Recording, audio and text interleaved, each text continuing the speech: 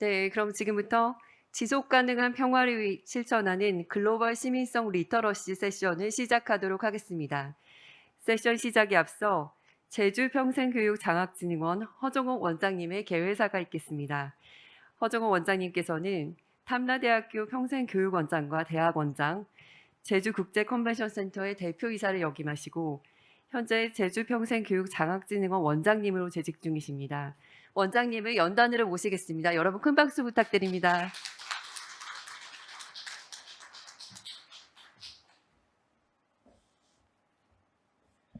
아유, 반갑습니다. 원래는 지금 장마철인데 원래는 제주 장마가 조금 늦어져서 덕분에 이렇게 화창한 날씨에 특히 이제 해외에서도 모시지만 우리 평생교육 진흥원장님들 우리 협의회도 하고 오늘 이렇게 같이 공부를 하게 돼서 얼마나 기쁜지 모르겠습니다. 그럼 제가 그 쓰여진 인사말을 낭독하도록 하겠습니다. 특히 이 자리에 우리 좌장을 맡아주시는 최운실 유네스코 학습도시 자문위원장님 작년에 이어 올해도 참 수고해 주시고요. 저희들 제주포럼에서 평생교육 세션을 작년부터 시작했고요. 앞으로 아마 저희 제주도 평생교육과가 지원해 주셔서 계속될 것 같습니다. 평가도 아주 좋고요. 작년에는 저희가 노년의 재발견이란 주제로 했고요. 올해는 우리가 시민성 리터러시를 갖고 사실 그 문해 또 디지털 리터러시 이런 것을 저희 그 제주 평생교육 장학진흥원이 원래 중점 과제로 하고 있거든요. 이게 공통 언어라서 하고 있고요. 그 다음에 내년에는 우리가 그 신중년이나 중장년이나 이런 그 평생교육과 직업 연계 그런 것들을 구상하고 있습니다. 감사드리고요. 그다음에 우리 데이비드 아트초아레나 유네스코 국제평생교육기구 소장님, 그다음에 강대중 우리 국가평생교육원 교육진흥원장님,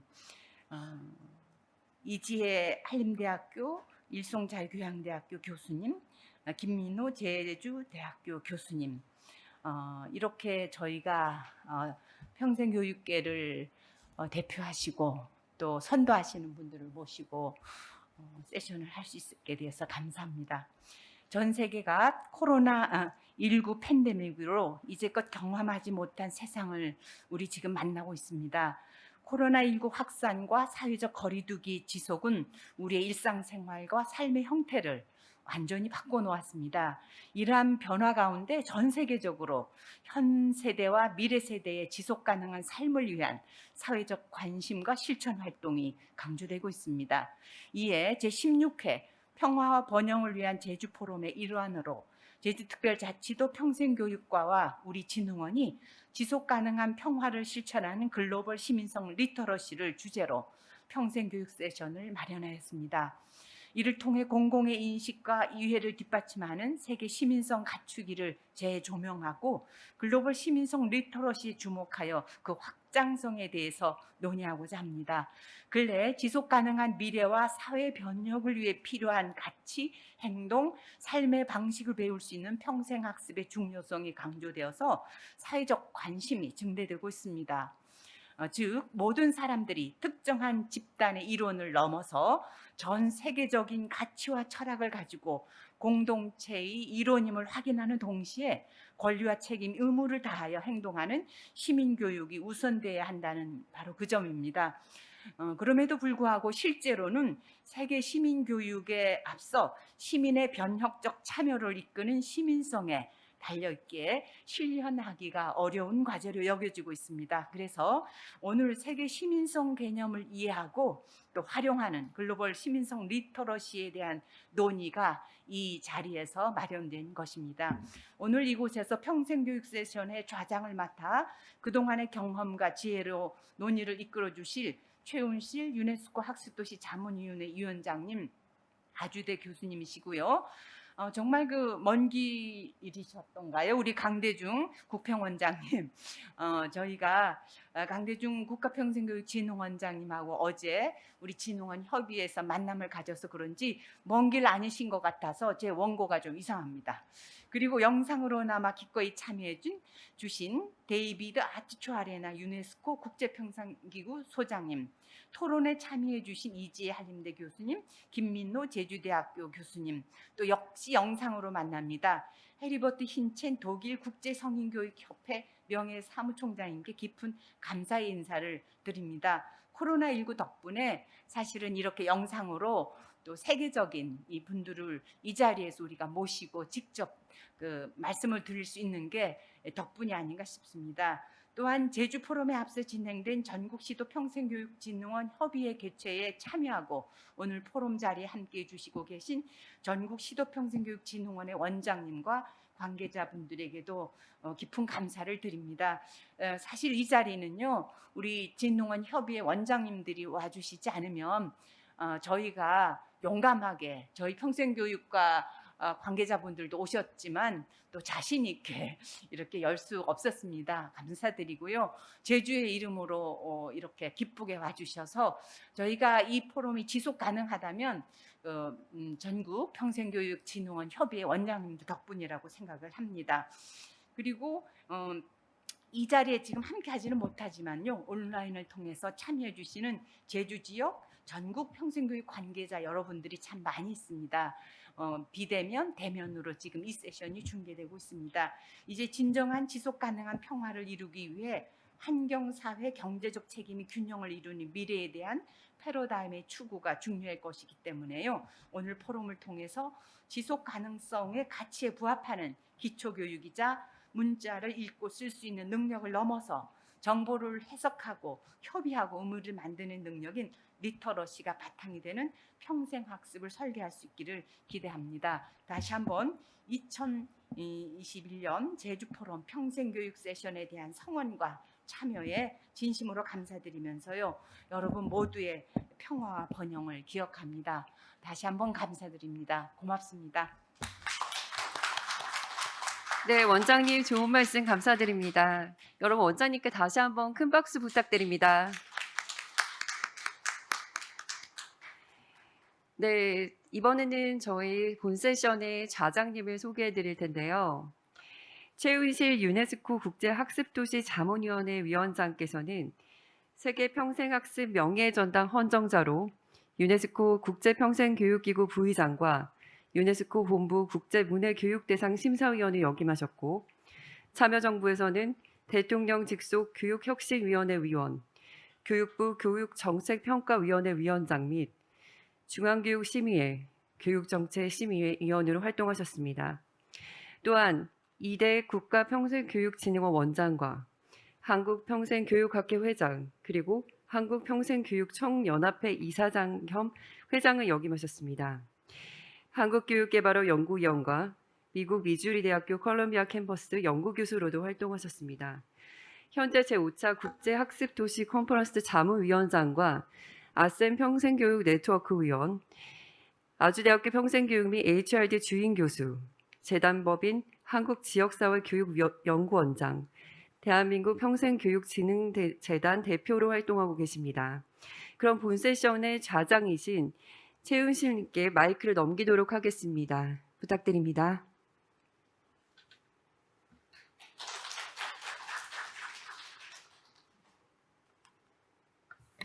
네, 반갑습니다. 제16회 평화와 번영을 위한 제주 포럼 for Peace and Prosperity 2021, 이 평생교육 세션 작년부터 벌써 두 번째 이어지고 있고, 아까 우리 허정옥 원장님께서 내년에도 중장년을 대상으로 한 평생교육의 스페셜 세션이 열릴 계획이라고 말씀 주셨습니다.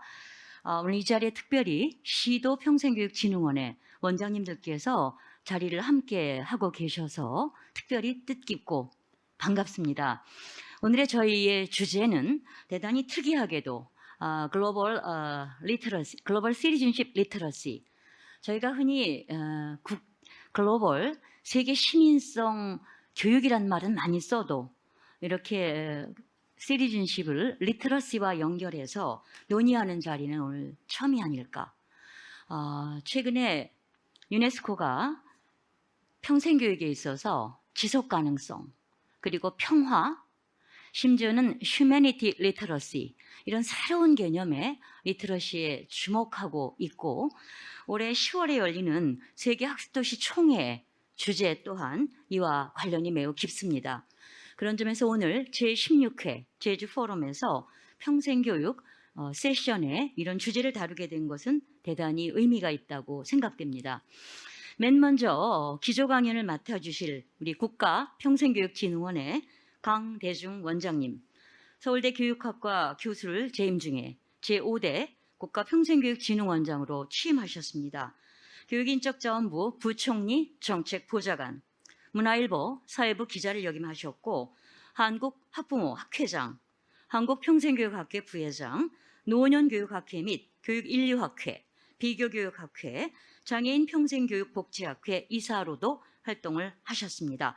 네, 그리고 두 번째 발표자는 유네스코의 평생학습연구소장인 데이비드 아추아레나입니다. 데이비드 아추아레는 현재 독일 함부르크 UIL 본부에 계신 관계로 영상으로 저희들이 만나뵐 예정입니다.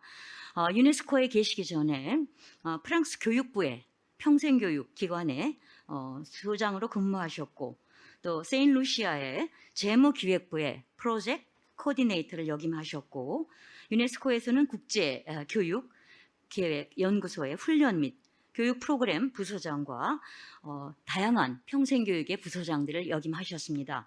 프랑스 솔본 판테온의 경제학 박사이시기도 한 데이비드 아추아레나 소장, 이 두 분의 기조 발표를 듣기로 하겠습니다. 먼저 강대중 국가평생교육진흥원장님의 기조 강연을 청해 듣도록 하겠습니다.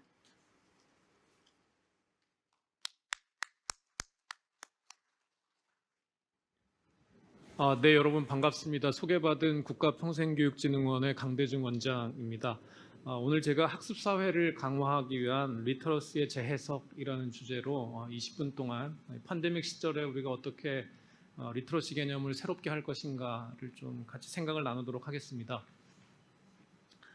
코로나19가 인류에게 큰 위기이자 위협이었습니다. 지금도 그 위기 상황은 지속되고 있습니다. 2020년 벽두부터 입국 금지 혹은 봉쇄, 또 사회적 거리두기, 이런 말들이 우리 행위를 제약을 했고, 그것을 이제는 매우 당연하게 받아들이고 있습니다. 그런데 이 팬데믹 상황에서 우리를 되게 당혹하게 하는 여러 가지 사건들이 있었습니다. 우리나라에서도 종종 뉴스에 보도가 되는데요. 대중교통에서 마스크 착용하는 것을 의무화했는데 이거를 이제 거부하고 그 종사자들하고 실랑이를 벌이다가 경찰이 출동하고 이런 일들이 생겼습니다. 이 뉴스는 우리나라에서만 있는 게 아니라 세계 각국에서 보도가 됐었습니다. 그런데 이런 개인의 일탈 수준이 아니라 미국이나 독일과 같은 전 세계에서 소위 과학과 합리주의가 보편적인 이 사회의 지배적인 이념인 나라에서도 마스크 착용을 거부하는 대규모 시위가 있었습니다. 이 시위에 참여한 사람들이 우리의 자유를 억압하지 말라라는 구호들을 외쳤는데요. 그러니까 마스크를 착용하는 게 과연 자유를 억압하는 것인가에 대한 합리적인 질문을 하기도 했지만 여전히 이 마스크 착용에 대해 가지고 집단적으로 거부하는 일들이 있었습니다. 인도에서는 올 봄에 국가 의료 체계가 완전히 붕괴하는 비극이 있었습니다. 이 의료 체계가 붕괴한 이후에 이 산소통이 모자라가지고 병원에서도 이제 환자가 왔는데 제때 응급 처치를 못하고 또 병원에 갈 수가 없는 많은 환자들이 생겼고, 그래서 집에서 이 사망한 사람들을 어떻게 국가의 사회적인 이 장례 시스템 자체가 작동을 못해가지고 공공 주차장에서 화장을 치르는 이런 비극적인 일들이 전 세계 외신으로 보도가 됐었습니다. 근데 이때 더 놀라운 일이 생겼는데요. 많은 과학자들과 인도의 의사들이 경고하고 그러지 말라고 했지만 적지 않은 인도의 사람들이 소똥을 온몸에 바르고 기도하면 코로나가 걸리지 않을 것이다.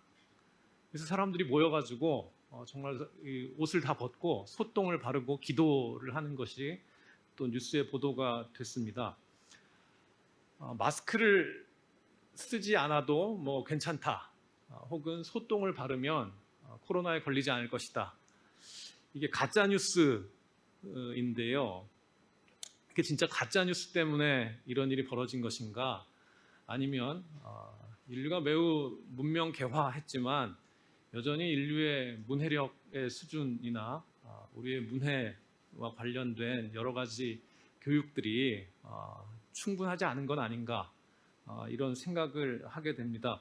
보다 근본적인 원인은 어쩌면 가짜 뉴스가 아니라 우리가 겪고 있는 문해력의 위기 상황인 것 같습니다. 팬데믹 상황에 대해서 우리가 얼마나 알고 있을까요? 특별히 이제 전염병에 대해서 얼마나 알고 있을까요? 한국 사회도 최근에 사스나 메르스나 혹은 이제 아프리카에서 주로 유행했지만 에볼라 또 우리에게도 소위 돼지 독감, 뭐 조류 독감 이렇게 알려진 새로운 형태의 독감들이 유행했습니다.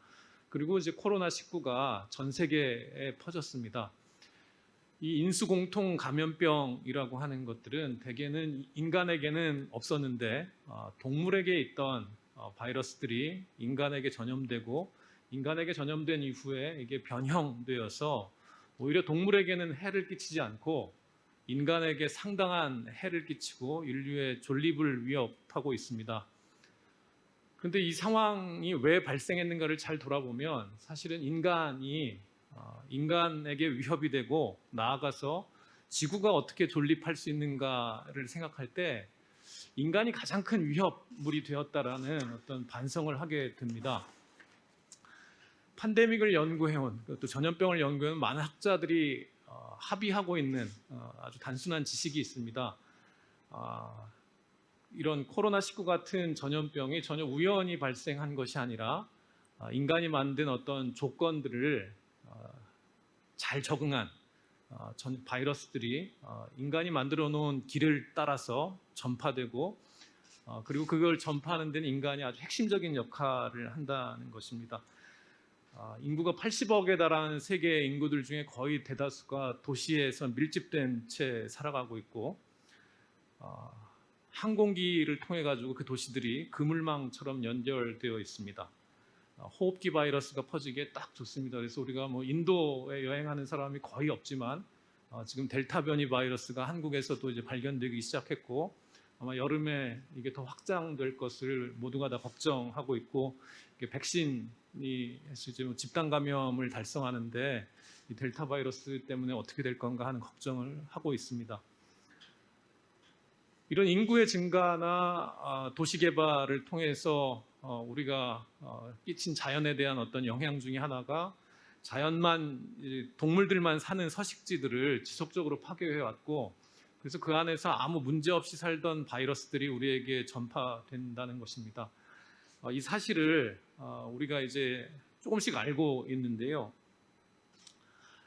사실은 이 팬데믹이 그렇게 해서 인간에게 큰 영향을 끼치지만 인간인 우리는 동물이나 자연의 세계보다는 우리들의 삶에 더 관심이 많습니다. 그래서 사회적인 거리두기를 하면 이제 괜찮다.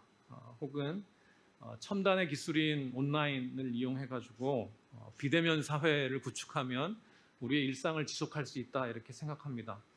그리고 어떻게 하면 관계를 지속할 건가, 또 일과 학습을 어떻게 계속할 건가, 또 우리 경제와 사회적인 관계를 어떻게 계속 유지할 수 있을 건가, 그리고 매우 이제 자신감 있게 그래도 우리는 지구를 지속 가능하게 만들 수 있다.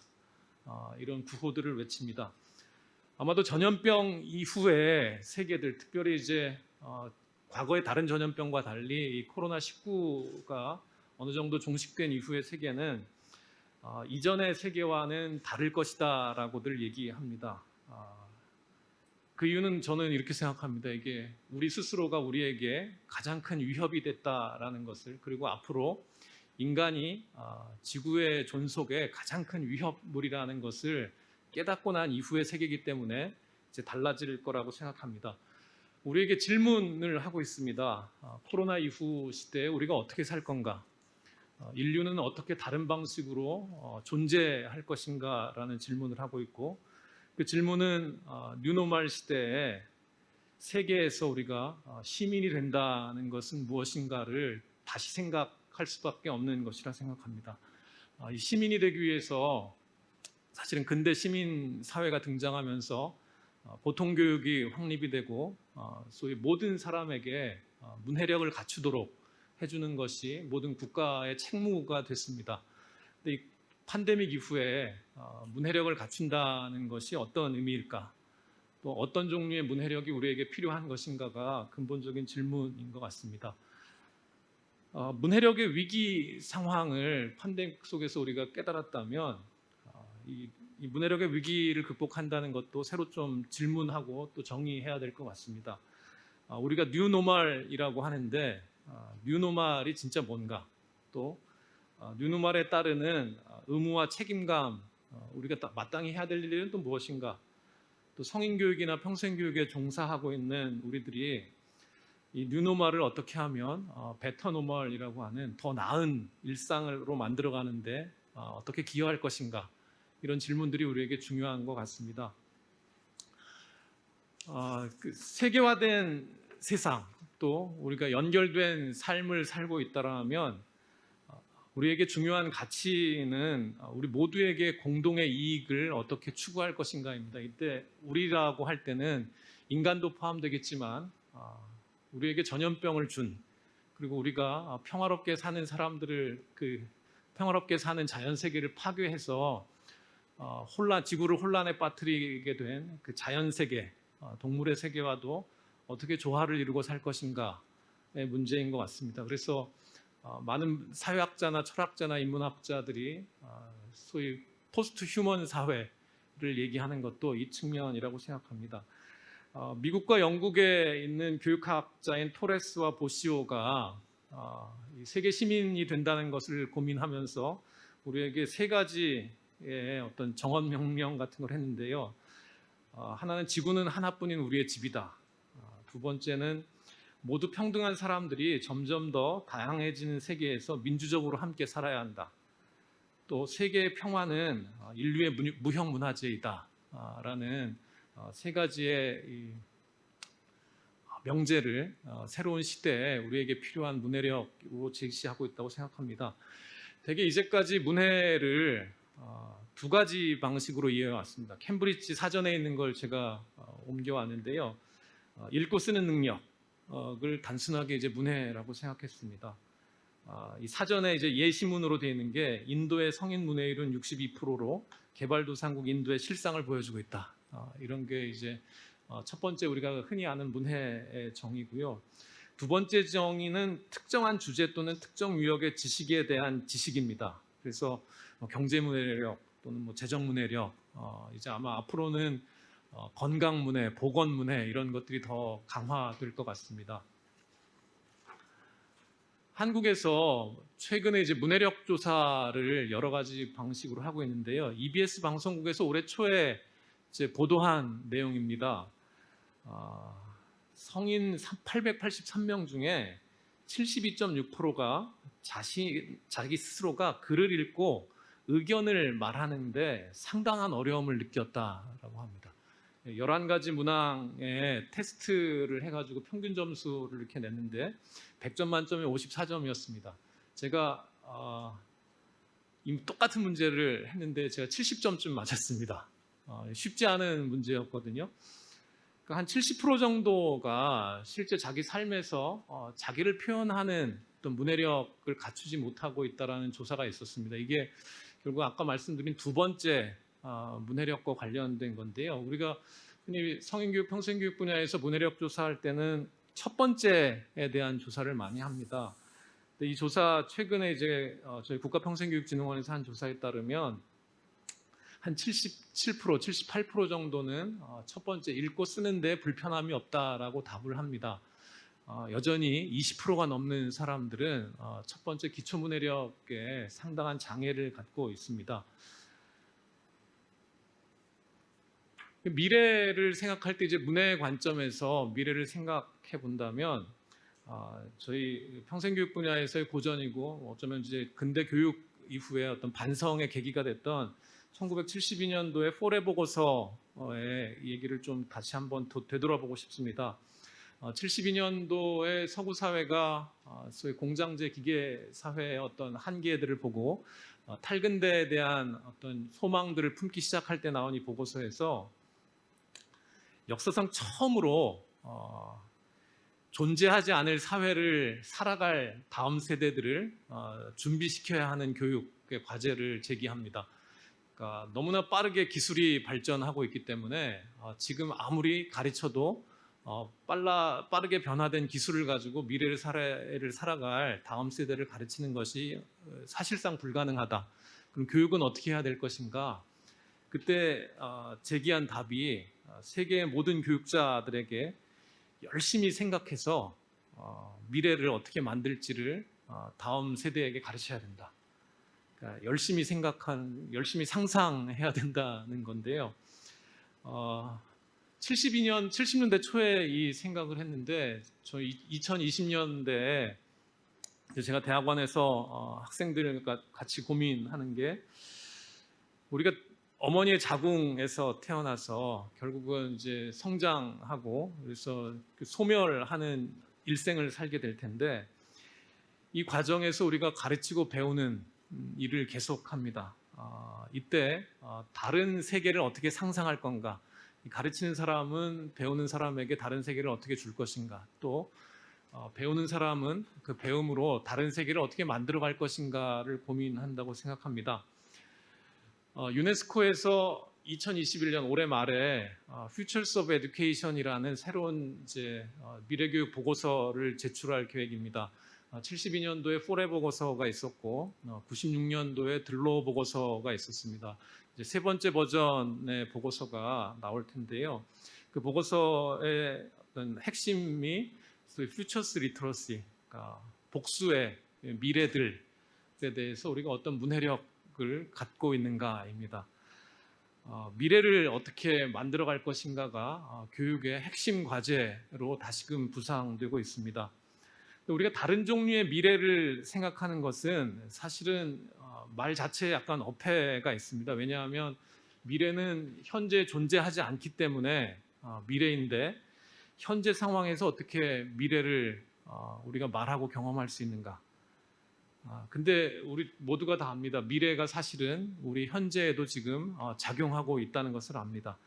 지금 존재하지 않는 것이 어떻게 현재 살고 있는 우리에게 영향을 주고 있는가를 생각해 볼 때 그 답은 한 가지입니다.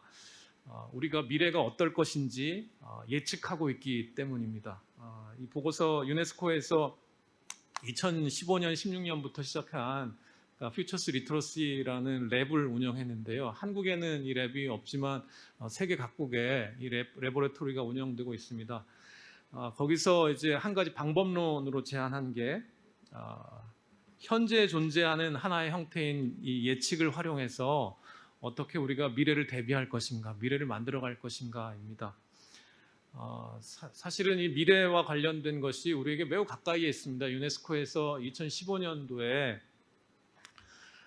Sustainable Development Goals죠. 그러니까 지속 가능한 발전을 어떻게 할 것인가 해서 17가지 분야로 이 목표를 세우고 이 17가지 분야에서 미래를 우리가 지속 가능하게 만들기 위해서 지금 할 일이 무엇인가에 대한 과제들을 구체적인 목표들로 제시했습니다.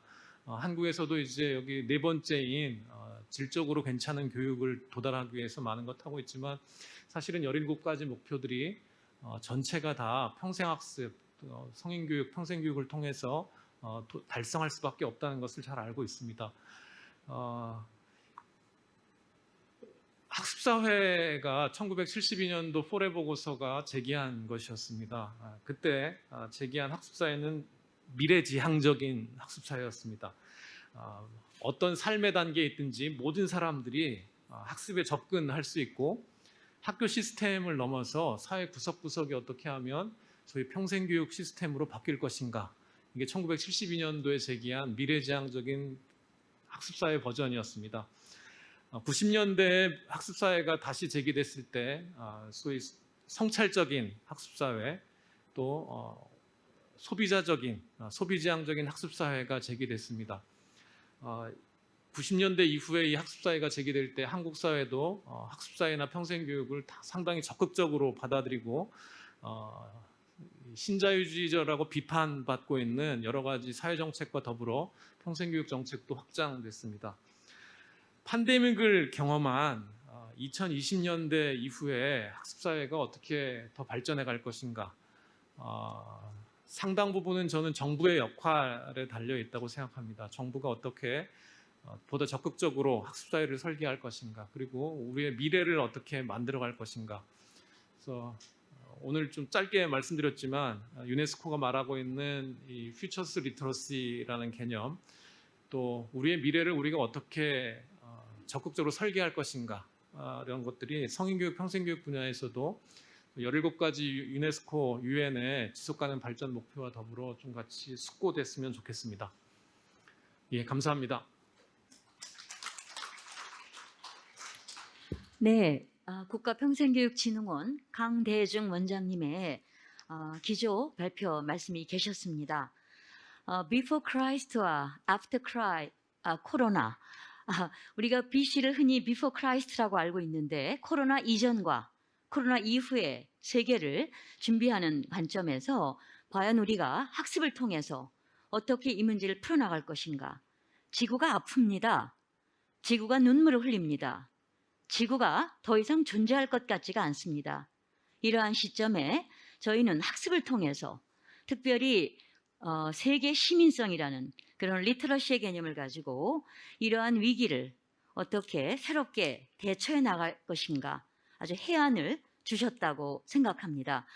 네, 이어서 이미 소개해드렸던 유네스코 국제평생교육기구 UIL의 디렉터, 소장이신 데이비드 아추아레나의 준비된 영상을 통해서 세계 시민성, 리터러시, 어떻게 실천하고 어떻게 지속 가능한 세상을 만들어갈 것인가에 대한 말씀을 청해 듣도록 하겠습니다.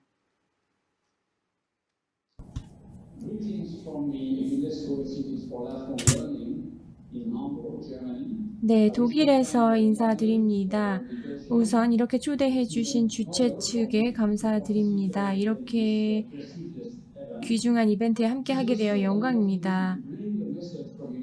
유네스코를 대표해서 축하의 메시지를 전하고요. 이 포럼은 평화와 지속가능한 개발 그리고 인권에 대해서 다시금 생각해 볼 수 있는 좋은 기회라 생각합니다. 현재 저희는 여러 가지 새로운 트렌드를 목도하고 있는데 위기와 동시에 기회가 생겼습니다. 지난 30년간 빈곤율이 크게 감소했지만 불평등도 심해졌고요. 교육의 확대로 많은 사람들이 기회를 새로 얻었지만 여전히 좋지 않은 교육에 그치거나 전혀 교육을 받지 못하고 있는 사람도 많습니다. 그 어느 때보다 많은 사람들이 빈곤에서 벗어났지만 기후변화와 환경 문제로 인해서 생명 다양성이 사라지고 또 저희의 생존도 위협을 받고 있습니다. 세계 곳곳에서 점점 더 많은 사람들이 지역사회에 참여하고 있습니다만 정부와 민주주의 제도의 약화가 관찰되기도 합니다. 그렇기 때문에 민주주의와 그 인프라의 불확실성이 가중되었죠. 과거보다 사회 갈등과 불신이 증가하고 있습니다. 인터넷과 디지털 기기 덕분에 정보에 대한 접근성이 좋아졌지만 가짜 뉴스도 늘어났습니다. 이런 상황에서 평생 교육은 평화롭고 지속 가능한 사회를 위해 반드시 필요합니다. 평생 교육은 모든 형태의 교육을 관통하는 철학이고 원칙으로서 포용적이고 인문적이고 민주적인 가치에 기초하고 있습니다. 민주적이고 지속 가능한 사회를 위해 반드시 필요합니다. 평생학습은 SDG 달성의 열쇠를 쥐고 있기도 합니다. 리터러시는 평생학습 어젠다의 핵심으로서 교육을 받을 권리를 구성하는 요소이기도 하죠. 글로벌 시민성 교육은 SDG 4.7과 2030 어젠다의 실현에 중요한 역할을 합니다. 지속 가능한 개발의 세 가지 영역, 경제 성장, 사회 통합, 환경 보호는 평화라는 프레임워크 안에서만 실현될 수 있습니다. 유네스코 플래그십 보고서는 평생교육의 정의와 비전을 확립하고 있습니다. 1972년에 출간된 이 보고서는 우리 사회의 주춧돌, 특히 교육계의 주춧돌이 되었는데 평생교육이 지속 가능한 개발의 기초임을 강조하고 있습니다. 1996년에 발간된 보고서에서는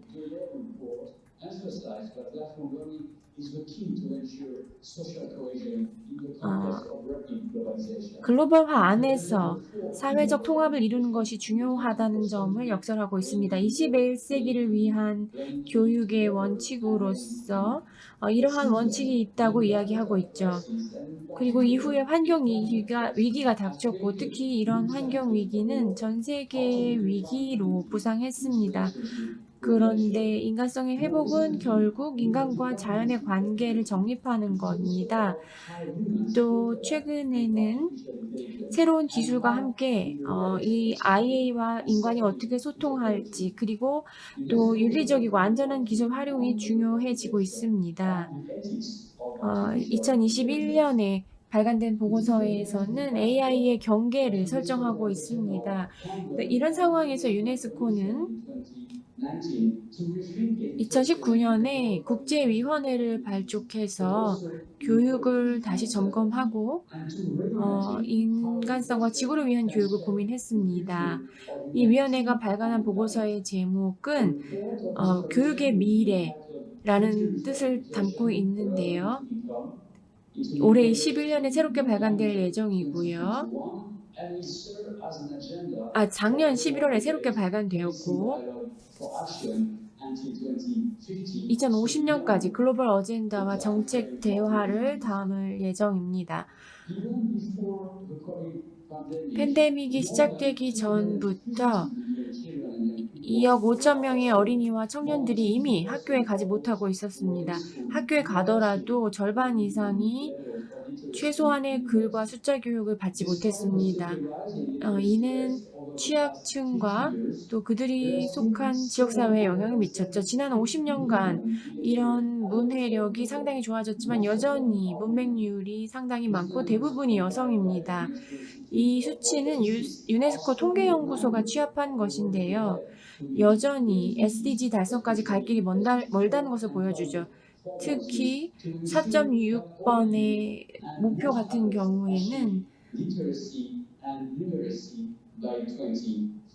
2030년까지 성인이 글과 숫자를 깨우치도록 하는 것인데 아직도 갈 길이 멉니다. 언급을 했듯이 이 문해력은 평생학습의 기초이자 교육받을 권리의 필수 요소입니다. 2015년에 유네스코는 성인의 학습과 교육에 대한 권고를 소개했는데요.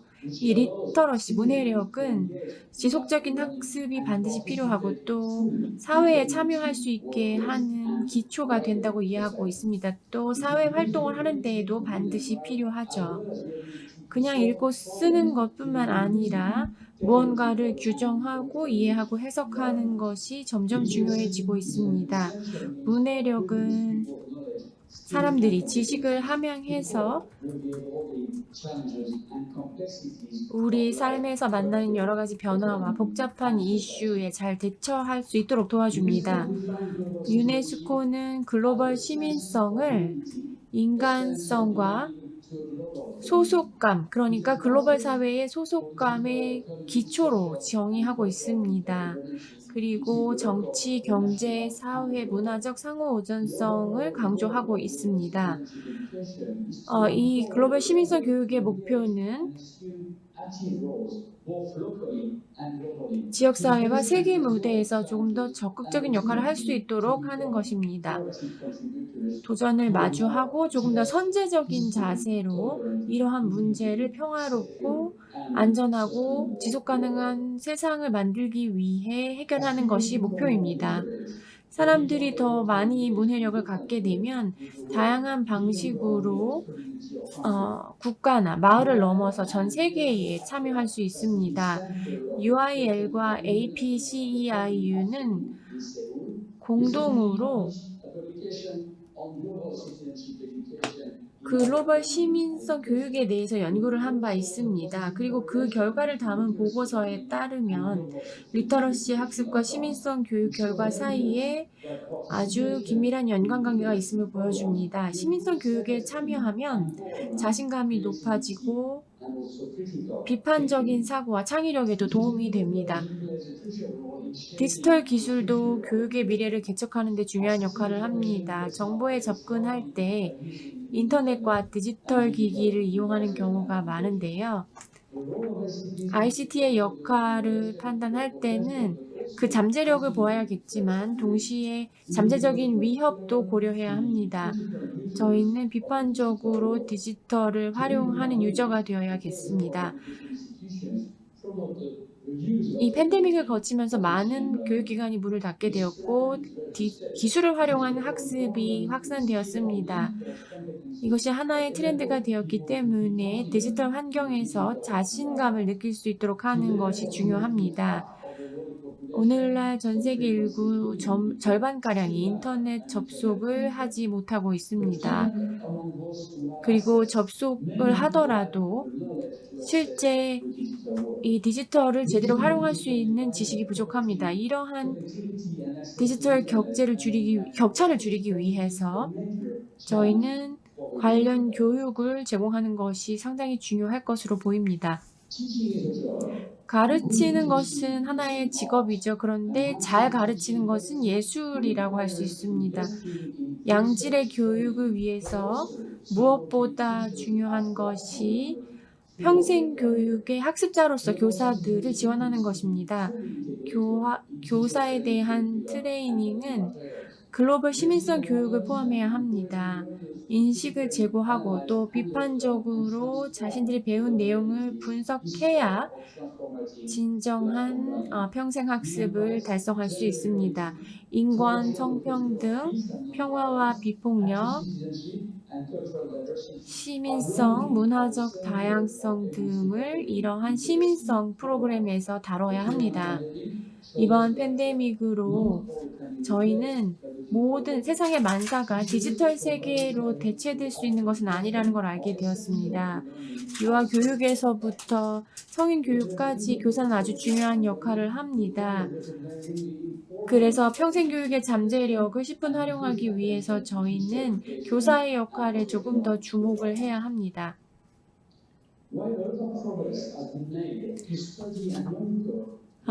문해력은 평생 교육과 글로벌 시민성 교육의 기초입니다. 유네스코에서는 드레일 보고서를 작성하고 있는데요. 이를 통해서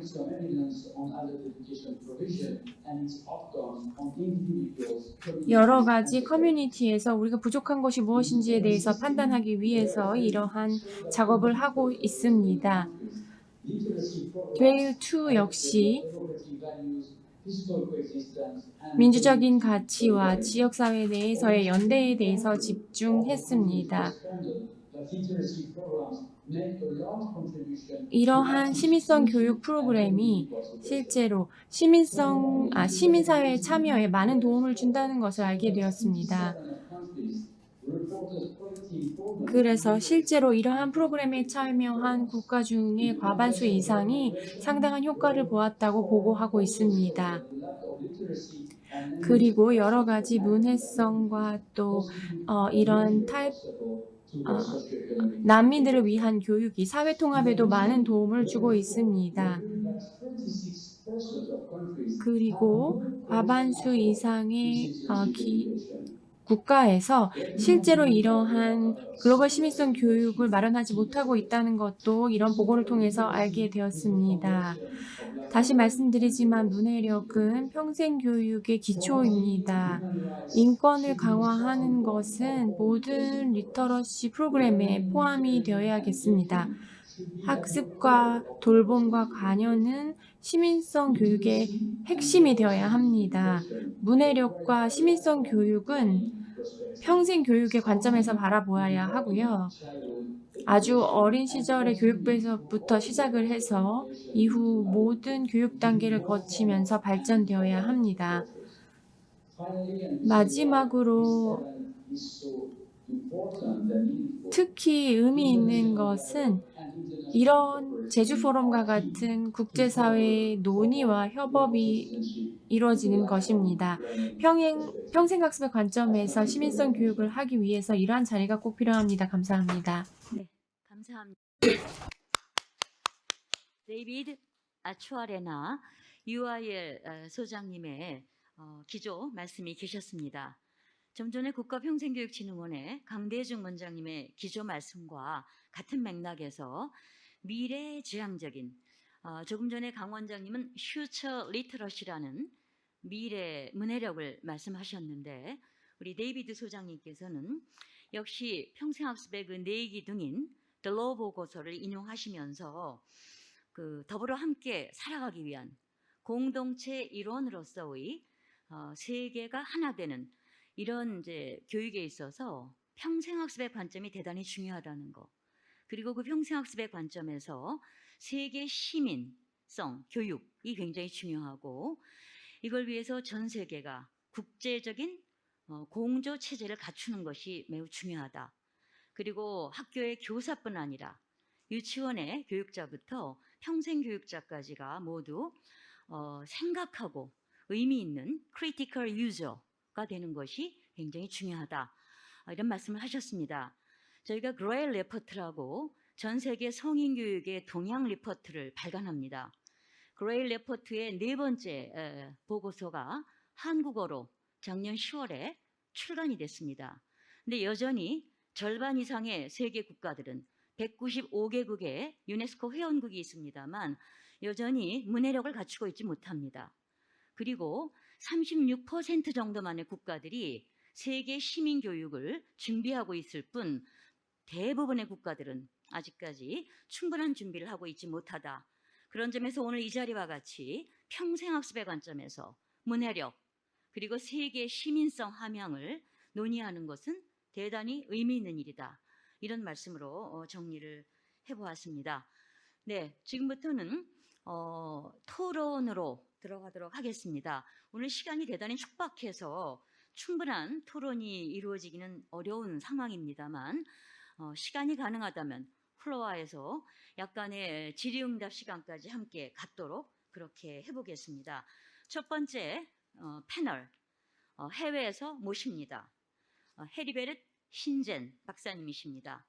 유명한 Der VV Deutsche Volkshochschule Verband 독일 시민대학 연합 국제기구의 명예 사무총장을 지내고 계시고 유네스코 국제평생교육기구의 자문위원과 함께 국제 잡지인 그 인터내셔널 리뷰 오브 에듀케이션의 편집위원이시기도 하고 또 DBB의 창립과 함께 아시아 지역, 특히 라오에서 서남아시아의 이런 시민교육과 평생교육을 위해서 일생을 바치신 평생학습 명예의 전당 헌정자이시기도 한 헤리베르트 힌젠 박사님의 첫 번째 패널 토론을 청하도록 하겠습니다.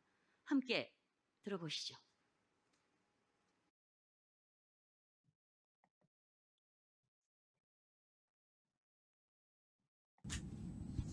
This is 네, 여러분 안녕하십니까? 저는 오늘 지속 가능한 평화를 실현하는 글로벌 시민성 리터러시에 대해서 발표를 해드리고자 합니다. 이를 통해서 정말 평화를 지속하는 것, 그리고 이를 통해서 16회 제주 포럼에 있어서도 어느 정도 좀 기여를 하고 싶은 마음입니다.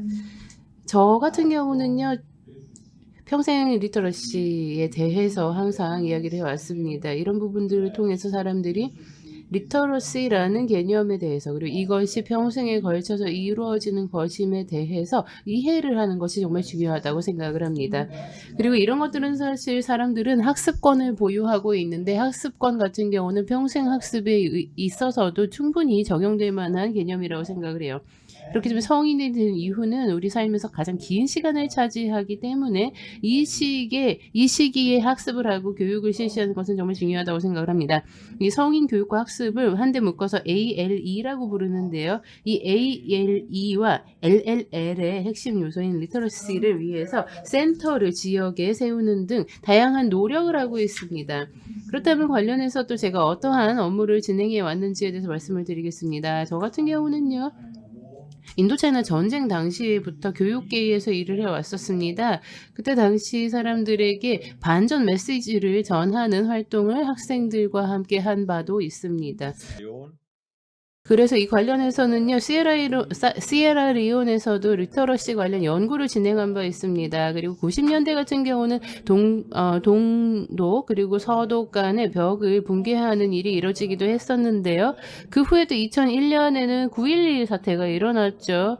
이때 같은 경우는 저는 아제르바이잔으로 향학을 하고 있었어요. 그리고 2009년에서 2015년 사이에서는 저는 DVB 사무소가 라오스에도 개소되어 있는데, 이 라오스 같은 경우는 전 세계에서 가장 많은 폭격을 받은 바 있는 국가입니다. 이곳에서 제가 특강을 진행한 바도 있습니다. 그렇다면 저와 한국의 인연은 어떤 것들이 있을까요? 지난 80년대에 저는 최초로 한국을 와볼 수 있었습니다. 그때 당시에 황종건 교수님과 함께 DMZ 비밀장지대를 방문할 기회를 가졌습니다. 그리고 2000년대 같은 경우에는 제가 한글에 대해서 알게 되었고, 또 세종대왕 릉을 직접 방문하게 됐었는데, 그때 당시에는 김신일 교수님과 함께 했었어요.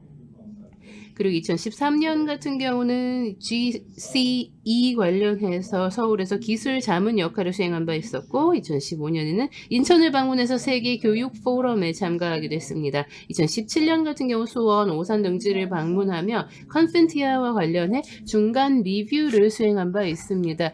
저 같은 경우는 계속해서 국제적인 세미나라든지 뭐 이런 것들에 참여를 하면서 교육이라든지 지속가능한 발전과 관련해서 연구를 하고 또 제 의견을 발표할 기회를 계속 가져왔었고요. 특히 2017년에는 제주 국제평생교육 세미나에 참여했고, 2018년에는 세계 평생학습 포럼에 참여를 했었고, 그리고 한국 그리고 중앙아시아 독일 간 교환 방문 프로그램이 있었는데, 이게 이제 2019년의 일이고요. 또 최근 올해에는 한독 평화통일 국제 웨비나에 참석한 바 있습니다. 그렇다면 이러한 과정 속에서 제가 다수의 중요한 출간물, 간행물 또한 있었다고 생각을 해요. 저희 독일 성인교육협회 DVV에서 다양한 간행물을 발행한 바 있었는데, 뭐 공동체 학습이라든지 공동체 학습센터라든지 내지는 활동적인 글로벌 참여를 촉진할 수 있는 부분들에 대해서 간행물을 계속해서 내왔습니다. 그리고 안타까운 부분이 하나 있는데요.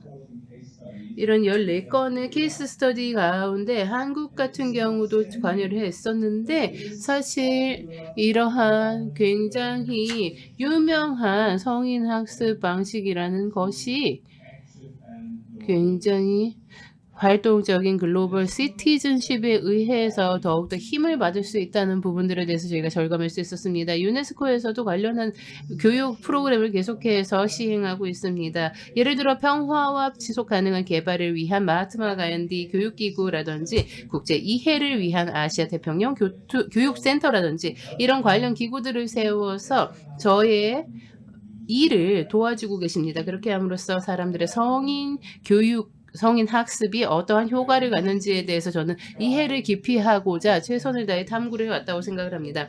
그렇다면 아태 지역에서 GCED를 이해한다는 것, 그리고 이를 지역적인 특성을 반영할 수 있도록 지역화하는 방법에 대해서 일련의 지침을 마련하는 것이 정말 중요하다라고 생각을 했고요. 이런 부분들에 대해서 그렇다면 실제로 필요한 지식, 이해, 비판적 사고를 습득하기 위한 인지작용에 대해서 굉장히 핵심적이더라라고 도출할 수 있었고요. 그리고 사회 정서적인 부분, 또 행동과 관련한 부분들이 대단히 핵심적이라는 부분을 도출할 수 있었습니다. 그래서 국가 차원 그리고 세계 차원에서 굉장히 지속 가능한 세계를 위해서 효과적이고 책임감 있게 행동을 해야 된다라는 것을 알 수 있었고요. 그래서 서울에서 이렇게 또 글로벌한 포럼에 뭐 방콕이라든지 뭐 서울, 2013년 서울 그리고 또 같은 해에 방콕 포럼에 참여하면서 세계 시민 교육이라는 것이 실질적으로는 어떻게 시행되고 있는지에 대해서 들여다볼 기회가 있었었는데요. 뭐 ICT 기술을 활용하기도 하고 스포츠 내지는 공동체 기반 접근을 하기도 하고 또 교사 훈련을 하기도 하고 또 청소년 주도 이니셔티브를 출범하기도 하는 등의 업무가 좋겠다라는 결론을 도출할 수 있었습니다. 또 유네스코 같은 경우는 학습 사례에 대해서 굉장히 적극적으로 연구를 수행하고 있으며 굉장히 흥미로운 케이스 스터디에 대해서는 보고서를 출간하고 있기도 합니다. 25곳의 케이스 스터디에 대해서 이미 보고서가 출간되고 있는데 아프리카, 중동 국가, 그리고 아태 지역, 유럽, 라틴 아메리카, 그리고 카리브해 연안 지역 등에 대해서 연구를 수행하고 보고서를 낸 바 있습니다. 이를 통해서 지속 가능한 발전을 이룩하기 위한 방법에 대해서 계속해서 탐구를 해왔고요. 1972년 같은 경우는 포레가 존재를 위한 학습 세계 교육의 현재와 미래에 대한 보고서를 낸 바 있고 또 이어서 95년에는 들로스가 학습 그 안에 담긴 보물이라는 제목의 보고서를 낸 바 있습니다. 그리고 요즘 같은 경우는 2019년에서 올해까지 교육의 미래라는 보고서를 만들어내고 있습니다. 이렇게 함으로써 리터러시 그리고 문해력은 물론 평화라는 관점에 대해서 평생 학습과 연계하여 다루고 있습니다.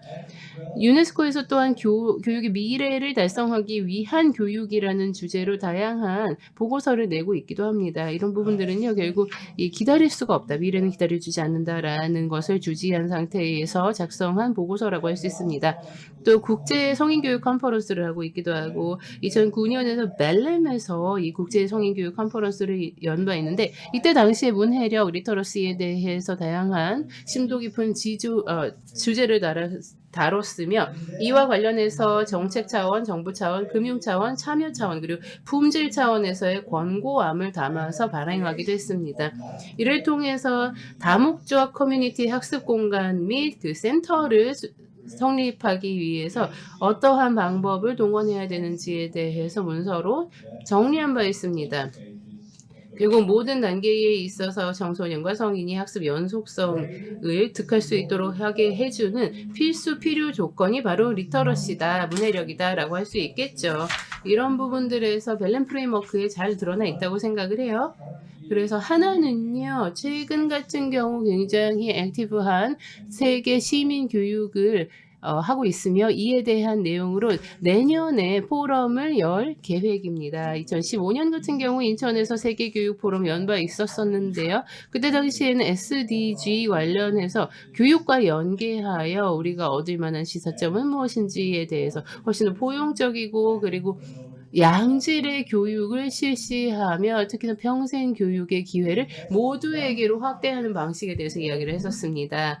이러한 모든 타깃을 달성하기 위해서는 적정한 비율의 성인, 남성, 여성 모두 합해서 이런 사람들이 적절한 문해력을 갖추는 것이 중요하다라는 것을 알게 되었고 또 관련해서 다양한 스킬셋이라든지 지식 같은 것들을 습득하기 위해서는 결국 이것을 인권 그리고 양성평등 그리고 글로벌 시티즌십의 관점에서 바라볼 필요가 있다라고 이야기를 했으며 특히 구현 방법에 있어서도 지역 학습센터, 커뮤니티 학습센터 등 공간적인 네트워크 그리고 IT 자원에 대해서 서로 접근이 가능하도록 해주는 계획을 포함을 하여서 양질의 교육이 이루어질 수 있도록 해야 된다라는 것을 알게 되었습니다. 이런 것들을 한데 합해서 벨렘 프레임워크에 담아 반영하여 작성을 했었고 이런 것들이 결국 SDG와도 깊이 연관되어 있다고 생각을 합니다. 2015년 유네스코 총회에서는 성인학습 그리고 교육에는 공동체 교육, 대중교육 그리고 인문교양 교육으로 다양하게 알려진 능동적인 시민의식을 위한 교육 그리고 학습 기회를 포함해야 한다라는 이야기가 나왔었습니다. 조금 더 빠르게 이야기를 해서 또 이제 컨펜티아 7조 항목에 대해서 말씀을 드리도록 하겠습니다. 성인 학습, 교육, 그리고 2030년 아젠다에 대한 부분인데요. 관련해서 4년 전에 수원 오산에서 중간 리뷰 과정을 해줬었죠. 그리고 국가 보고서가 이미 나왔고 지금 현재는 서브 리저널 미팅 그리고 지역 컨퍼런스를 하는 단계에 도달해 있습니다. 내년에는 이제 모로코에서 7차 회의를 컨펜티아 회의를 개최할 계획이고요. 그렇다면 결국 이런 것들 캠페인을 5개년 단위로 실시를 하고 있어요. 그렇게 해서 15개 국제 파트너와 함께 노력을 경주하고 있습니다. 또한 성인 학습과 관련해서 그런 부분들, 특히 글로벌한 밸류들이라든지 내지는 우리가 리터러시와 관련해서 굉장히 능동적으로 글로벌 시티즌십을 고무시키기 위해서 어떤 노력을 해야 되는지에 대해서 항상 저희가 강조하고 있습니다. 그렇기 때문에 또 관련해서 간행물도 굉장히 적극적으로 내고 있고요. 여기까지였고요. 경청해 주셔서 감사합니다. 그렇기 때문에 향후에도 또 있었던 세션들에서도 굉장히 의미 있는 시간 가지시길 바라고요. 또 차후에 또 만나뵐 일도 있기를 기대하는 바입니다. 다시 한번 감사드립니다. 베르트 신젠 독일 시민대학 연합이라고도 하고 저희가 독일 성인교육 국제기구라고도 부르는 DBB라고 영어로는 읽고요. 노이치르는 데파우파우라고 읽기도 하는데 40년 가까이 한국의 평생교육계와 교분을 가지시면서 유럽과 한국, 가깝게는 독일과 한국의 평생교육을 일으키시는데 한국 평생교육의 태두이신 황종건 선생님 그리고 김신일 부총리님과 함께 지금 현재도 굉장히 고령임에도 불구하고 한국의 평생교육을 위해서 아낌없는 협력을 하고 계신 신젠 박사님이셨습니다. 특별히 칸틴티아라고 하는 세계 성인교육 회의가 지금 7차를 맡고 있는데요. 1945년 덴마크의 엘시노와에서 시작해서 저희가 2017년 수원과 오산에서 칸틴티아 중간점검 회의를 했고 7차 회의를 유치하지 못한 채 북아프리카의 모로코로 그 회의가 넘어가서 2022년 내년에 전 세계 성인교육 회의가 열리게 됩니다. 그 대주제가 바로 글로벌 시티즌십 에듀케이션, 세계 시민성 교육, 리터러시 문제가 총 그 슬로건으로 대회 주제가 되고 있음을 말씀해 주셨습니다. 유네스코의 평생교육의 화두는 한 사람도 내 뒤에 버려두고 가지 않겠다. No one leaves behind. 이 정신을 가지고 특별히 최근에 이 리터러시 문제에 있어서 아직도 전 세계의 상당수가 절대적인 비문의 상태에 있음을 인식하고 기본적인 읽고 쓰고 셈하는 이런 문해력을 넘어서 이제는 디지털 문해력 그리고 세계 시민성이라는 이런 새로운 화두의 문해력, 강 원장께서 말씀하신 미래 문해력, 미래를 살아갈 수 있는 심, 전망할 수 있는 심, 그리고 지금 신젠 교수님은 이노버티브 리터러시라 그래서 혁신적인 늘 새로움을 향해서 존재 가능성을 높여가는 그런 새로운 리터러시의 개념들을 제시하고 계십니다. 이제 두 번째 저희가 토론 패널을 모시고자 합니다. 한림대학교 일송자유대학의 이지혜 교수님이시고요. 국가문해교육위원회 위원장을 하셨고 한국평생교육학회 이사 그리고 국가평생교육진흥원의 이사를 맡고 계신 학위시습이라는 굉장히 의미 있는 평생교육계에 이런 책을 너무나 좋은 책을 만들어주시는 그곳에 또 일도 함께 하고 계시는 이지혜 한림대학교 교수님을 두 번째 패널로 모시고자 합니다.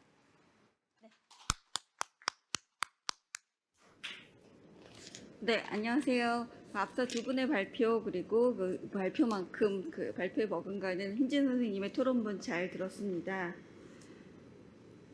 네, 작년에 유네스코에서 아주 짧은 리포트가 하나 나왔는데요. 거기에 어떤 표현이 있었냐면 잊혀진 교육, 성인 교육이라는 표현이 있었습니다. 그래서 코로나 시대를 극복하더라도 실제로 그 많은 그 국가 자원이나 그 사회 자원이 보건이나 학령기 아동 청소년의 교육에 초점을 맞출 거기 때문에 성인 교육은 당분간도 그 상당히 좀 잊혀질 가능성이 많다 하는 우려를 담은 내용이었습니다. 그러한 우려에도 불구하고 이렇게 지금 의미 있는 자리를 만들어서 이 문해교육, 그 성인교육 그리고 문해교육에 대한 관심을 환기시킬 수 있게 돼서 매우 기쁘게 생각합니다. 하지만 앞서 이제 그 두 분의 연사님, 그 다음에 또 그 흰진 선생님의 말씀을 들으면서 계속 이제 드는 생각은 문해교육에 대한 이러한 토론, 이러한 중요성에 대한 합의, 그리고 더 열심히 해야 된다는 각오, 이런 이야기들은 사실은 지난 몇십 년 동안 크게 달라지지 않았습니다. 그래서 문해교육을 관여하는 연구자의 한 사람으로 상당히 많은 어떤 마음의 사실 조급함이 좀 느껴집니다. 문해교육이 계속 제자리에 있는 것은 아닐까. 우리 어떻게 하면 좀 더 앞으로 진행해 가면서 문해교육, 그 다음에 성교육 분야를 좀 확대할 수 있을까에 대한 그 고민을 계속 하게 됩니다. 그래서 오늘 뭐 저 역시도 완전히 새롭진 않고 그 기존에 이제 앞서 발표하신 연설문에서 조금 몇 가지 이런 생각들은 조금 더 같이 해보면 좋겠다 하는 이야기 몇 가지 말씀 덧붙이는 것으로 오늘 이야기 드리려고 합니다. 먼저 첫 번째는 문해교육의 어떤 내용에서의 초점을 어디에다 둘 것인가 하는 것이 이제 그 포스트 팬데믹 시대의 새로운 과제가 될 것이라고 생각합니다. 코로나 이후에 이제 가장 많이 이야기되는 문해교육의 영역은 건강문해 그리고 경제적인 격차가 굉장히 크게 벌어지면서 금융문해 그 두 가지가 지금 그 서양에서는 이제 굉장히 많은 이슈가 되고 있고요. 그거 이제 덧붙여서 어떤 그 앞서 이제 강 원장님 발표나 이런 데서도 전 지구적인 위기나 변화에 대해서도 말씀 주셨지만 이런 기후 위기나 재난 문제에 대한 어떤 감수성과 관심, 참여와 관련한 것들이 하나 있고 또 하나 이제 많이 나오는 것 중에 하나가 바로 미디어 리터러시 그리고 디지털 미디어 리터러시라고 표현할 수 있겠죠. 이런 부분들에 대한 내용적인 관심들이 많아지는데 하지만 이렇게 계속 주제 영역들을 확장해 가다 보면 사실 그 아까 SDG 그림에 나와 있는 것처럼 수없이 많은 영역으로 무한 확산될 수밖에 없고 어차피 새로운 그 계속 사회적인 과제들은 나오니까요. 근데 이제 이런 것들을 과연 어떤 식으로 접근할 것인가에 관한 문제를 우리가 좀 합의하고 지나갈 필요가 있지 않겠나 하는 점에서 데이비드 버킹엄이라고 미디어 리터러시 쪽에서 이제 그 전 세계 최고 권위자입니다. 이분이 이제 미디어 리터러시를 개념 정의하는 부분이 단순히 미디어 리터러시뿐만 아니라 리터러시 자체에 대한 어떤 우리의 생각을 좀 더 새롭게 해줄 수 있을 것 같아서 제가 인용문을 가져와 봤는데요. 그래서 이제 뭐라고 이야기하냐면 이게 그 독일어 컴피턴츠 그러니까는 이제 컴피턴시 어떤 역량이나 능력이 아니라 그 인간을 형성하는 그 빌딩의 컨셉으로 우리는 리터러시 문제를 접근해야 된다. 그리고 두 번째로는 질문을 던질 수 있게 리터러시 교육이 이루어져야 된다. 그리하여 결국 세 번째로는 우리는 문해는 오랫동안 그 글을 읽고 그 다음에 글을 넘어서 세상을 읽는 문제라고 이야기했는데 이제 문해교육은 읽기를 넘어서서 쓰기의 문제, 결국 자기의 목소리를 얼마나 적극적으로 주도적으로 잘 표현할 수 있는가가 바로 새로운 문해교육의 초점이 되어야 한다는 버킹엄의 주장이 우리가 앞으로 만들어갈 문해교육에 공통적으로 적용 가능하지 않을까 하는 것이 이제 첫 번째 생각이었고요. 두 번째는 문해교육의 어떤 개념과 영역이 확장되면서 기존에 이제 특히 현장에 있는 많은 분들이 굉장히 우려하시는 게 실제로 가장 필요로 하는 문해교육의 대상들이 오히려 다시 이런 새로운 문해 개념의 확장 속에서 소외되는 것은 아닌가 하는 우려의 말씀들을 많이 하십니다. 그런 점에서 일단 문해교육의 새로운 프레임을 만들 때 우리가 어떤 사람들을 최우선 핵심 교육 대상으로 삼고 그 정책의 프레임을 만들어 갈 것인가에 대한 고민 역시 우리가 같이 계속 해나가야 되는데, 그런 점에서 저는 그 킴벌리 크렌쇼가 흑인 여성에 관한 연구를 하면서 제기했던 교차성 개념을 좀 적용해서 우리의 핵심 문해교육 대상을 좀 고민해 보면 어떨까 하는 생각을 해봤습니다. 흑인 여성 같은 경우 이제 인종적 차별과 성적 차별의 어떤 이중의 차별을 같이 갖고 있는 것처럼 우리가 생각하는 그 여러 이제 문해교육 대상 집단을 배경 요인으로 나누어 볼 수 있지만, 그 중에 어떤 분들은 가장 핵심적인 어떤 요소들이 사실 겹치는 분들이 있습니다. 노화와 저학력이 같이 겹친다든지, 여성과 빈곤이 같이 겹친다든지, 이런 여러 가지 어떤 식으로 이러한 교차성의 개념들을 우리의 최우선 대상 집단 설정하는데 좀 적용 가능할 것인가 하는 문제에 대해서 우리가 좀 고민을 해보면, 문해교육의 프레임을 확장하되 어떤 코어 그룹에 대한 관심과 이런 것들은 놓치지 않고 가는 방법에 대한 우리의 고민이 필요하다고 생각합니다. 세 번째는 우리가 어떻게 가르치고 배울 것인가의 문제는 성인교육 분야에서 지속적인 그 과제입니다. 특히 이제 최근과 같이 이제 최근에 확증 편향 오류라는 이야기들 굉장히 익숙하게들 많이 하시잖아요. 그래서 다들 어떤 본인의 어떤 생각의 섬에 갇혀 있는 것과 같은 그런 모습들을 자주 목격하게 됩니다. 그래서 이런 생각의 섬에서 나와서 같이 서로의 생각을 좀 부닥쳐보고 만들어가고 이런 것들이 특히 문해교육을 오늘의 주제처럼 어떤 글로벌 시티즌십에 초점을 맞춘다면 이런 것들이 생각의 경계 넘는 과정들이 굉장히 중요한 어떤 교수학습 과정에 반영되어야 될 이슈라고 생각이 드는데요. 이 부분에서 이제 우리가 참고할 만한 것은 이런 시민교육에서 되게 오래된 고전이죠. 그 심리학자 올포트가 이야기했던 접촉 가설 이야기 이제 많이 합니다. 그래서 우리가 서로 다른 집단, 이질적인 집단들끼리 서로 만나고 교류하고 상호작용하면서 기존에 가졌던 자기가 가졌던 고정관념과 생각의 틀을 깰 수 있도록 하는 것이 우리가 특히 이제 오늘 주제에 프락시스 들어있는 것처럼 이런 프락시스로 향하는 굉장히 중요한 하나의 우리의 접근 방법이 될 수 있지 않을까 생각을 하고, 그것을 하나의 예시로 이제 소셜 리빙 랩이라는 방법이 여러 부문에서 지금 잘 적절히 활용이 되고 있는데, 최근에 제가 본 소셜 리빙 랩 같은 경우는 미디어 교육과 관련한 부분이었는데, 그 부모, 교사, 그 다음에 학생들이 다 같이 참여해서 그 미디어 리터러시와 관련한 이슈들을 같이 토론하고 해결해가고, 그래서 새로운 어떤 실천 대안을 만들어가는 것들을 목격할 수 있었습니다. 그래서 이런 것들이 좀 더 적극적으로 문해교육 쪽에 좀 도입을 할 수 있으면 좋겠다 거고요. 그다음에 네 번째로 계속 글로벌 시민성 리터러시를 이야기하는 그 바탕으로 계속 고민이 되는 부분은 시민을 위한 시민교육은 누가 하는 것이 맞는가. 지금 사실 이제 앞서의 여러 발표나 이제 국제적인 고민이나 국내의 고민이나 많은 것들이 이제 여전히 정부가 굉장히 좀 주도적으로 자원도 확보하고 제공해야 되는 흐름으로 가고 있기는 하나, 실제로 시민을 위한 시민교육을 정부가 주도하는 것이 맞는가.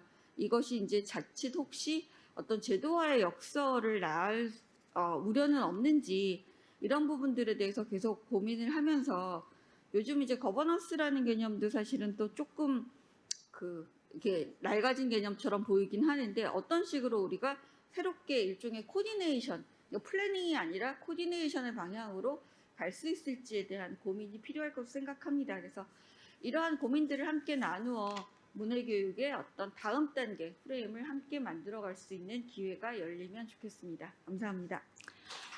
네, 이지혜 교수님, 문해교육의 대가이십니다. 오늘도 저희에게 많은 해안을 주셨고요. 경계를 넘어 생각의 틀을 깨고 좀 더 시민 중심의, 시민이 자생적으로 주도할 수 있는, 혹시 우리가 제도화의 역설에 빠지지는 않을까?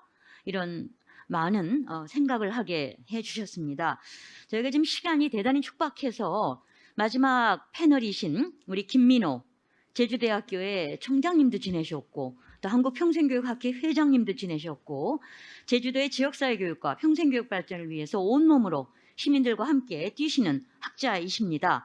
김민호 우리 회장님께는 교수님께는 정말 죄송하지만 5분 정도 내에 굉장히 긴 토론회 준비를 해주셨습니다만 지금 마칠 시간이 5분밖에 남질 않아서 일체 질문도 받지 못한 채 저희들이 끝내야 되는 안타까운 상황입니다. 네, 김민호 교수님 귀한 말씀을 5분에 좀 압축해서 저희들에게 전해주시기 바랍니다. 네. 고맙습니다. 네. 예. 짧은 시간이지만 유용하게 쓰도록 하겠습니다. 두 분 발제자께서 미래의 문해교육 그리고 또 비판적 문해교육 이런 것들에 대한 내용을 잘 정리해 주셔서 많은 도움이 됐습니다. 특별히 그 인류가 가지고 있는 여러 가지 그 환경적인 문제, 불평등의 문제를 글로벌 시민을 양성을 통해서 해소하겠다는 점에서 상당한 의미가 있었다 이렇게 생각이 들고 또 제가 이제 교사를 양성하는 교육대학 교수로 근무를 하고 있는데 세계 시민 교육 그리고 또 성인 교육이라고 하는 것이 단지 우리나라에서 학교 밖에서만 이루어지는 것이 아니라 학교 교육과 함께 연계해서 문제를 풀어가려고 한다는 점에서도 상당한 공감을 가지게 됐습니다. 두 가지 질문을 드리고 세 가지 의견을 말씀을 드릴 텐데요. 첫 번째는 먼저 발표해 주셨던 데이비드 아츠추아레나 소장님께 드리고 싶었던 질문이었습니다. 세계 시민교육의 세 가지 요소로서 배움과 그러니까 러닝, 돌봄, 케어링, 그다음에 참여라고 할 수 있는 인게이징 이런 세 가지를 말씀을 해주셨는데 배움과 참여에 대해서는 시민으로서 어떻게 살아가야 되는지를 이해할 수 있을 듯한데 돌봄이라는 걸 왜 집어넣는지 이게 좀 궁금했습니다. 그래서 그를 질문하고 싶었었고요. 그다음 강대중 교수님께는 들으면서 이제 제가 원고에는 적지 못했습니다만 드는 생각이 되게 이제 문해 교육은 비문해를 탈출하는 것으로 이렇게 이해가 되고 인도의 그 소똥을 바르는 그 사진에서 드러나듯이 어떤 미신적 사고에서 과학적 사고로 넘어가는 것으로 이제 이해할 가능성이 있는데 정말 문해 교육에서는 우리가 알고 있는 전통적 지식은 배제되어야만 하는 것인지 아니면 새롭게 재구성될 필요는 없는 것인지 이런 질문을 좀 드리고 싶었습니다. 아울러서 세 가지 의견을 말씀드리겠습니다. 첫째는 그 글로벌 시민 교육에서 상당히 이제 글로벌이라는 단어 때문에 지역에 대한 관점이 상당히 약화된 듯합니다. 근데 제가 보건대는 그 지역이라고 하는 관점이 글로벌 시민 교육의 출발점이 돼야 되지 않을까 하는 생각을 가져봅니다. 예컨대 제주도에 지금 관광객이 증가하고 있고 그로 인해서 제2공항 건설 문제가 제주 지역에 현안이 되고 있습니다. 그러나 현 정부는 그것에 대해서 도민들이 합의하면 그걸 따르겠다라고 했는데 여론조사 결과로서 도민들의 반대 의견이 많이 나왔는데도 불구하고 아직까지 진척이 되고 있지 않습니다. 이처럼 민주화된 사회 안에 있어서도 지역 주민의 목소리를 충분히 반영하지 못하는 게 우리 현실인 것 같습니다. 그럴 때 세계 시민교육은 과연 어떤 의미가 있을까요? 저는 그런 점에서 그 평화와 환경을 생각하고 지속 가능한 미래를 생각하려고 한다면 세계 시민교육은 지역에서부터 지역 주민의 삶에서부터 시작이 돼야 되고 지역 시민성이라고 하는 것과 분리돼서는 안 된다 하는 점을 말씀드리고 싶습니다. 두 번째는 세계 시민교육이 그 말로만이 끝나지 않고 실천 가능하기 위해서는 지속 가능한 발전 개념만으로는 부족하다고 생각합니다. 앞에서도 지구는 하나뿐이다라는 얘기를 했었고 어떤 생태학자는 미국 사람처럼 살아가려면 지구가 2개, 3개가 필요하다는 얘기를 하고 있습니다. 따라서 지속 가능한 발전을 넘어서서 우리의 삶이 지속 가능한 생활이 돼야 되지 않겠는가 하는 점을 세계 시민교육에서는 강조돼야 되지 않을까 하는 점을 말씀드리고 싶습니다. 그리고 세 번째 마지막으로 말씀드리고 싶은 것은 이런 것들을 현실 속에서 실현하려고 할 때 그 지역의 언어를 되찾는 일이 필요하다 이렇게 생각이 듭니다. 제주만 하더라도 존양이라는 말이 있습니다. 자원의 희소성을 고려해서 절약해서 살아가는 삶의 모습이고요. 순으름이라는 말이 있습니다. 이것은 서로 협력해서 노동하는 과정을 일컫는 말인데요. 전통적인 제주인의 삶 속에서 나온 단어, 개념이긴 한데 이것이 미래의 지속 가능한 삶, 또 세계 시민을 길러내는 데 있어서 상당히 중요한 토대가 아닐까 생각이 듭니다. 그래서 이 세계 시민성 교육은 지역에서의 그 삶과 지역 주민의 정서와 언어를 가지고 살아가는 게 필요하겠다. 그렇게 한다면 그 토마스 베리가 얘기한 것처럼 인간과 지구가 상호 유익한 하나의 생명 공동체를 형성하는 위대한 가업에 참여하는 것이다. 이런 얘기를 하고 있습니다. 그래서 그 점을 마지막으로 말씀드리고 싶습니다. 감사합니다. 네, 우리 김민호 교수님 유일하게 제주 지역을 대표해서 평생교육과 특히 그 시민교육의 대부로도 알려져 있으시지요. 마지막 패널 너무 감사드립니다. 시간도 잘 지켜주셨고요. 우리 강대중 원장님께도 질문을 하셨습니다만 시간이 지금 이게 방송으로도 동시에 생방송으로 지금 진행이 되고 있어서 저희들이 시간을 2분 지금 남아 있습니다만 정리할 시간이 없을 것 같아서 답변을 구하지 못하고 아까 케어링이라는 돌봄이라는 말이 도대체 왜 리트러시 또는 시민교육에서 중요한가 데이비드에게 질문을 주셨는데 상대방을 배려하고 그리고 이타적으로 공공선을 추구하는 그런 부분들을 저희들이 요즘 케어링 리터러시라고도 이야기를 하고 있어서 참고로 그냥 한 말씀 드렸습니다.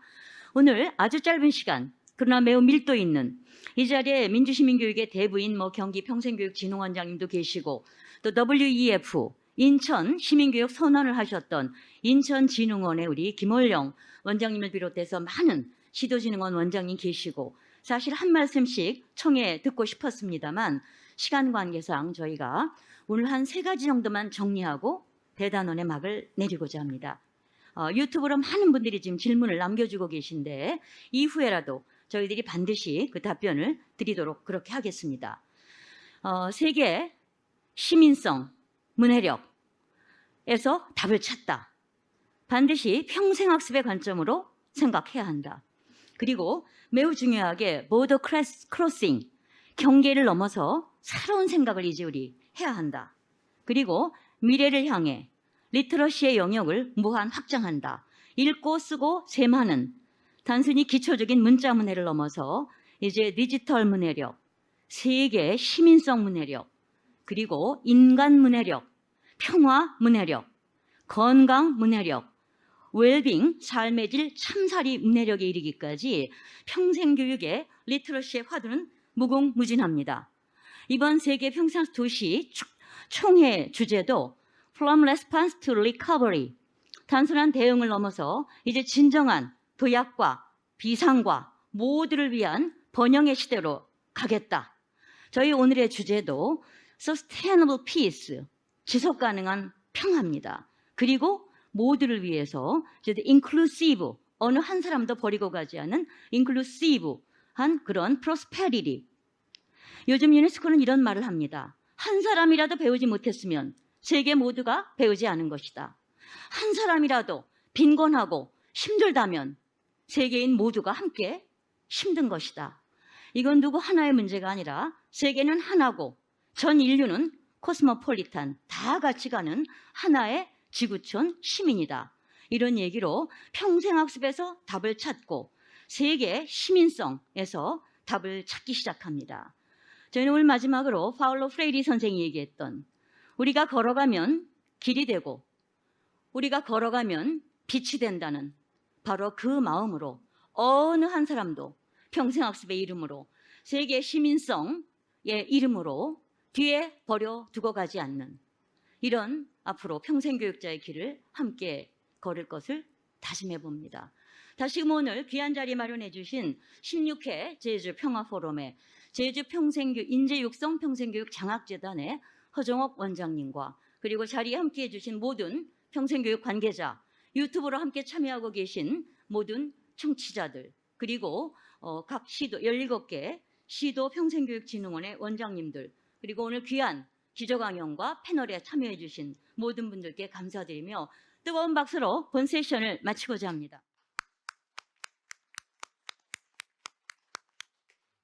네, 이로써 저희가 준비한 본 세션이 모두 마무리되었습니다.